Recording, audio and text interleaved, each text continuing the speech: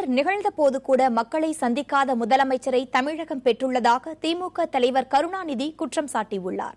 சென்னை சைதாப்பேட்டையில் தேர்தல் பரப்புரையை தொடங்கிய அவர் கடந்த 5 ஆண்டு ஆட்சியில் மக்களை பற்றி அதிமுக அரசு கவலைப்படவில்லை என கூறினார். சென்னையில் பெருவெள்ளம் ஏற்பட்ட போது ஆட்சியில் இருந்தவர்கள் மக்களை சந்திக்கவில்லை என்றும் அவர் குற்றம் சாட்டினார். செம்பரப்பாக்கம் ஏரி எப்படி உடைந்ததாக கூறிய அவர் அதற்கு யார் காரணம் என்பது குறித்தும் 100க்கு மேற்பட்டோர் உயிரிழந்தது குறித்தும் எந்த ஒரு விசாரணையும் நடத்தப்படவில்லை என புகார் கூறினார்.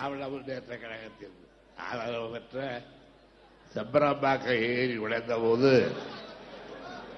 பிறந்த பிணங்களுடைய எண்ணிக்கையை 100க்கு மேற்பட்ட பிணங்கள்.